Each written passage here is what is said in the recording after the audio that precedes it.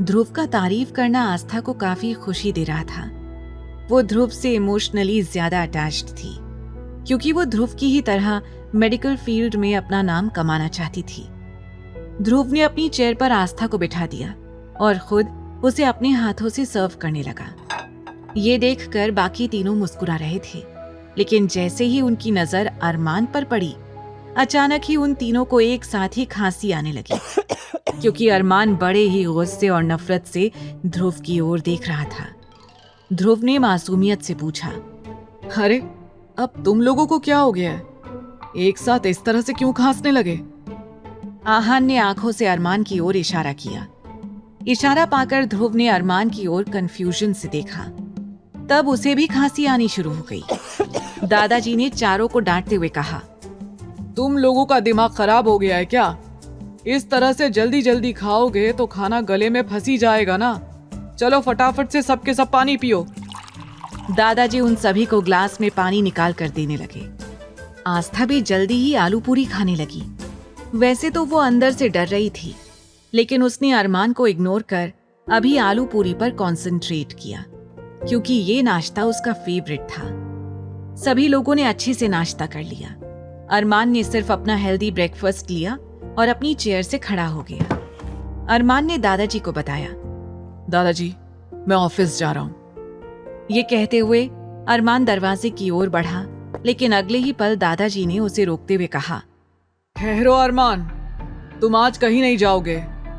अरमान के कदम रुक गए। वो अपनी एक आईब्रो उठाकर दादाजी की ओर देखने लगा, मानो आंखों ही आंखों में ये पूछना चाहता हो कि आखिर वो उसे ऑफिस जाने से क्यों रोक रहे थे। तभी दादाजी ऐलान करते हुए बोले, वो आज तुम तो क्या, बाकी चारों भी कहीं नहीं जाएंगे।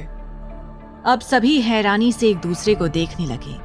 तभी आहान ने सवाल किया, लेकिन दादाजी क्या हो गया है? बात क्या है? आपकी तबीयत तो ठीक है ना? दादाजी मुस्कुराकर कहने लगे, मेरे बच्चों, मैं तो बिल्कुल ठीक हूँ, लेकिन तुम सब मुझे अपनी बात पूरी करने का मौका दोगे तभी तो मैं कुछ बोलूंगा ना। अब तक आस्था भी अपना नाश्ता खत्म करके खड़ी हो गई थी। तभी दादाजी बोले, हमने डिसाइड किया है कि आज हम सब कृष्ण भगवान जी के मंदिर जाएंगे, क्योंकि आस्था को वहां पर पूजा करनी है। दादाजी की बात खत्म होते ही अरमान गुस्से से आस्था की ओर घूरने लगा। उसे पूरा यकीन था कि जरूर उसी ने दादाजी के कानों में ये मंदिर जाने वाली बात डाली होगी। मन तो कर रहा है कि हम अभी इनके पीछे रामू का बैल छोड़ दें और इन्हें छोटी का दूध याद दिला दें।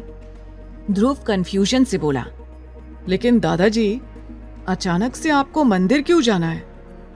दादाजी ने मुस्कुराते हुए कहा, आस्था का जाने का मन था तो हमने उन्हें कह दिया कि हम सब भी आज उनके साथ मंदिर जाएंगे, और इसी बहाने तुम सबके पाप भी थोड़े कम हो जाएंगे। अब जैसे ही दादाजी ने ये कहा, सभी एक दूसरे की शक्ल देखने लगे और सुमित मासूमियत से बोला, लेकिन दादाजी, मैं तो बिल्कुल इनोसेंट हूँ।